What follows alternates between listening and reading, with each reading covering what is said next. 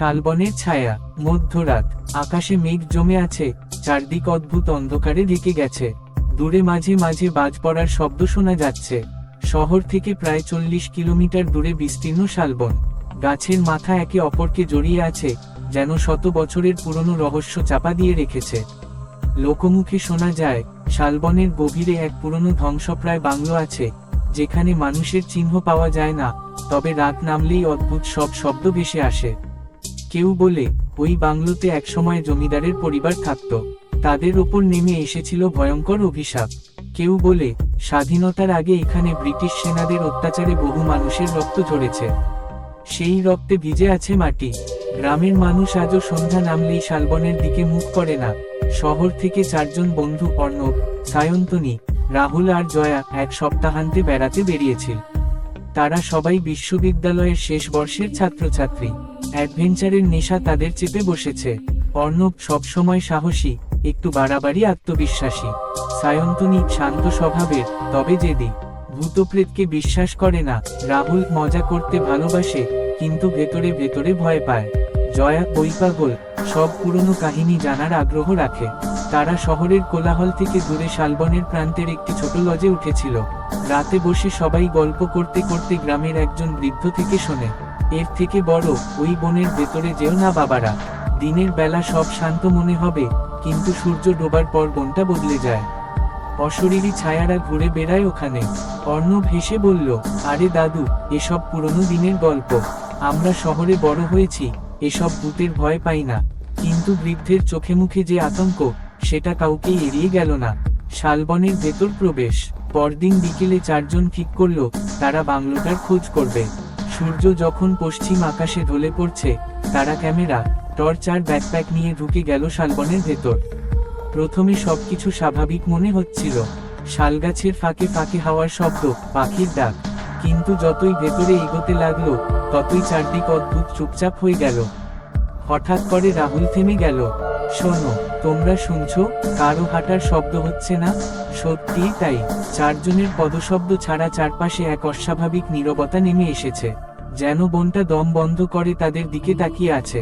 জয়া ফিসফিস করে বলল, এই বনটা অদ্ভুত লাগছে। বইয়ে পড়েছিলাম, এমন জায়গায় আত্মারা ঘোরাফেরা করে। সায়ন্তনী হেসে বলল, চুপ করো, এসব কুসংস্কার। কিন্তু তার কণ্ঠেও সামান্য কাঁপন ধরা পড়ল। প্রায় আধ ঘন্টা হাঁটার পর তারা হঠাৎ দেখতে পেল, গাছের আড়ালে দাঁড়িয়ে আছে এক ধ্বংসপ্রায় বাংলো। ভাঙা দেয়াল, জানালা ছাড়া অন্ধকার ঘর, লতাপাতা জড়িয়ে গেছে চারপাশে।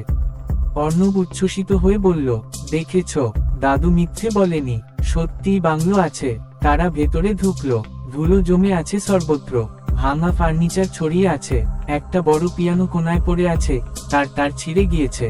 হঠাৎ করেই পিয়ানোর একটা তার ঝনঝন করে বেজে উঠল। 4 জন থমকে দাঁড়ালো। বাতাস থেমে গেছে। কে বাজাল? রাহুল কেঁপে উঠে বলল, আমরা ফিরি, এই জায়গা ঠিক না। কিন্তু অর্ণব মুচকি হেসে বলল, এটাই তো অ্যাডভেঞ্চার, ভয় পেলে হবে। রাত নামতে দেরি নেই। হঠাৎ বিদ্যুৎ চমকালে তারা স্পষ্ট দেখল, দেয়ালের কোণ ঘেঁষে এক অদ্ভুত ছায়া নড়ে উঠল। কিন্তু আশ্চর্যের ব্যাপার, ওই পাশে তো কেউ নেই। সায়ন্তনী কাপা গলায় বলল, এটা কি আমরা 4 জনেই দেখলাম? জয়া ঠোঁট কামড়ে মাথা নাড়ল। ছায়াটা ধীরে ধীরে সিঁড়ি বেয়ে ওপরে উঠতে লাগলো। অর্ণব সাহস নিয়ে টর্চ জ্বালিয়ে সিঁড়ির দিকে এগোলো। বাকিরা বাধা দিলেও সে শুনল না। ওপরে উঠে তারা একটা বড় ঘরে পৌঁছলো। ঘরটা যেন কোনো এক সময়ের ডাইনিং হলো। ভাঙা চেয়ার টেবিল পড়ে আছে, দেয়ালে ফাটা ফটোফ্রেমে ঝাপসা কিছু ছবি ঝুলছে। হঠাৎই সায়ন্তনী আটকে উঠল। সে দেখল, একটা ফ্রেমে এক মহিলার ছবি, চোখ দুটো একেবারে তার দিকে তাকিয়ে আছে। এই ছবিটা, এটা চোখ মেরে গেল। অর্ণব জোরে টর্চ ফেলল ছবির ওপর, কিন্তু তখন সেখানে সাধারণ পুরনো ফটো, কোনো নড়াচড়া নেই। রাহুল চিৎকার করে উঠল, আমি আর থাকবো না এখানে, চল সবাই ফিরি। তাদের কথা কেটে দিয়ে আচমকা দরজা জোরে বন্ধ হয়ে গেল। 4 জন দরজার দিকে ছুটে গেল, কিন্তু দরজা 1 ইঞ্চি নড়ল না। এক অদ্ভুত শীতল হাওয়া ঘরের ভেতর ঘুরে বেড়াতে লাগলো। টর্চের আলো কাঁপতে লাগলো, দেয়ালের ছায়াগুলো যেন আকার নিচ্ছে। হঠাৎ করে তারা দেখল, এক মহিলা সাদা শাড়ি পরে ঘরের এক কোণে দাঁড়িয়ে আছে। মুখ ঝাপসা, চুল এলোমেলো, ঠোঁটে এক শূন্য হাসি। জয়া হাঁটুতে ভর দিয়ে বসে পড়ল ভয়ে। সায়ন্তনী কেঁদে উঠল। রাহুল কেবল জোরসর হয়ে দাঁড়িয়ে রইল। অর্ণব কাঁপলেও জোর গলায় বলল, কে তুমি, কি চাও আমাদের থেকে? মহিলার ঠোঁট নড়ল, শীতল কণ্ঠ ভেসে এল, এর থেকে বড়, এই জায়গা আমাদের, চলে যাও। ঘরের সব জানালা একসাথে ধপ করে খুলে গেল, বাইরের ঝড়ো হাওয়া ঢুকে টেবিল চেয়ার সব উড়ে গেল। চারজন প্রাণপণে দরজা ধাক্কাতে লাগলো। হঠাৎ দরজা খুলে গেল, আর তারা সিঁড়ি বেয়ে নিচে নেমে দৌড়ে বেরিয়ে এল বাংলো থেকে। কিন্তু বাইরে এসে তারা থমকে গেল। যে পথে এসেছিল সেই পথ নেই। চারদিক অদ্ভুত কুয়াশায় ভরে গেছে। কুয়াশার ভেতর থেকে বারবার ভেসে আসছে কান্নার শব্দ। কখনো শোনা যাচ্ছে শিশুর হাসি, কখনো বা কারো গোঙানি। রাহুল হঠাৎ পেছনে ঘুরে চিৎকার করে উঠল, ওই দেখ, কেউ আমাদের পেছনে আসছে। তারা ঘুরে দেখল, শত শত অস্পষ্ট ছায়া গাছের ফাঁক থেকে বেরিয়ে আসছে। ধীরে ধীরে ঘিরে ফেলছে চারজনকে। অর্ণব কাঁপতে কাঁপতে বলল, এরা মানুষ না। চারদিকে অদ্ভুত কুয়াশা, তার ভেতরে শত শত অচেনা ছায়া নড়াচড়া করছে। অর্ণব, সায়ন্তনী, রাহুল আর জয়া একে অপরের হাত শক্ত করে ধরে আছে। রাহুল কাঁপতে কাঁপতে বলল, এরা কারা? এতগুলো মানুষ, নাকি ভূত? সায়ন্তনী শ্বাস ফেলে বলল, ওরা মানুষ না, আমাদের দিকে আসছে, দেখছো না? ছায়াগুলো ধীরে ধীরে এগিয়ে আসছে। তাদের কারো মুখ নেই, কারো হাত নেই, শুধু অদ্ভুত ছায়া, যেন গাছের গায়ে আঁকা। হঠাৎ করে এক ছায়া রাহুলের দিকে ঝাঁপিয়ে পড়ল। রাহুল চিৎকার করে উঠে অর্ণবকে আঁকড়ে ধরল, কিন্তু ছায়াটা তার শরীর ভেদ করে চলে গেল। মুহূর্তের জন্য রাহুলের শরীর একেবারে বরফ হয়ে গেল। জয়া আতঙ্কে বলল, আমরা যদি দেরি করি, এরা আমাদের ভেতরেই ঢুকে যাবে। অর্ণব টর্চটা জ্বালিয়ে সামনের দিকে আলো ফেলল। কুয়াশার ভেতর একটা অস্পষ্ট রাস্তার মতো দেখা গেল। ওই পথে দৌড়াও, অর্ণব চিৎকার করে বলল। চারজন একসাথে দৌড়ে চলল। ছায়াগুলো পেছনে পেছনে আসছে, কিন্তু এক অদ্ভুত শব্দ, ফিসফিসানি আর কান্না, তাদের ঘিরে আছে। তারা যতই দৌড়াক, মনে হচ্ছে বনের ভেতরেই ঘুরপাক খাচ্ছে। একই গাছ, একই পথ, বারবার ফিরে আসছে। রাহুল হাঁপাতে হাঁপাতে বলল, আমরা আটকে গেছি, এই বন থেকে বেরোনোর পথ নেই। তখনই তারা দেখতে পেল, দূরে একটা ম্লান আলো জ্বলছে। বৃদ্ধ সাধুর কুটির। তারা এগিয়ে গিয়ে দেখে, শালগাছের ফাঁকে একটা ছোট্ট কুটির। ভেতরে তেলের প্রদীপ জ্বলছে। দরজার সামনে বসে আছেন এক বৃদ্ধ সাধু, চোখ বন্ধ করে জপ করছেন। তাদের দেখে তিনি চোখ খুললেন। কপালে বড় তিলক, লম্বা সাদা দাড়ি। তিনি শান্ত গলায় বললেন, আমি জানতাম তোমরা আসবে। এই বন কাউকে সহজে ছাড়ে না। অর্ণব হাঁপাতে হাঁপাতে বলল, আপনি কে? এখানে কি করছেন? বৃদ্ধ গম্ভীর গলায় বললেন, আমি এই বনের প্রহরী, বহু বছর ধরে এখানে বসে আছি। তোমরা ভুল জায়গায় পা দিয়েছ। সায়ন্তনী ভয় কাঁপা কণ্ঠে জিজ্ঞেস করল, কেন? এ বনে আসলে কি আছে? বৃদ্ধ ধীরে ধীরে বললেন, এই বনে অসংখ্য আত্মা বন্দী। তাদের দেহ অনেক আগেই শেষ হয়েছে, কিন্তু তাদের কান্না আজও মিশে আছে এই বাতাসে। যে বাংলোয় তোমরা ঢুকেছিলে, সেটাই অভিশাপের কেন্দ্র। বৃদ্ধ তখন ধীরে ধীরে গল্প বলতে শুরু করলেন। অনেক বছর আগে, ব্রিটিশ আমলে, ওই বাংলো ছিল এক জমিদারের প্রাসাদ। নাম জমিদার হরিনারায়ণ রায়। তিনি ছিলেন অত্যাচারী, নিষ্ঠুর। প্রজাদের উপর অমানবিক খাজনা চাপাতেন। যারা দিতে পারত না, তাদের বনেই খুঁটির সাথে বেঁধে রেখে নির্দয়ভাবে হত্যা করতেন। লোকেরা বিশ্বাস করত, শালবনের মাটিতে তখন রক্তের গন্ধ ছড়িয়ে থাকত। একবার এক নবদম্পতিকে জমিদার অন্যায়ভাবে ধরে নিয়ে আসে। স্বামীকে চোখের সামনে মেরে ফেলে, আর স্ত্রীকে বাংলোর ভেতর আটকে রাখে। সেই নারী অভিশাপ দিয়ে প্রাণ দিল, এর থেকে বড়, এই বাংলোতে কারো শান্তি থাকবে না। তোমার বংশ ধ্বংস হবে, আর যারা এখানে আসবে, তাদেরও মুক্তি পাবে না। সেদিনের পর থেকে বাংলোতে অদ্ভুত ঘটনা ঘটতে শুরু করে।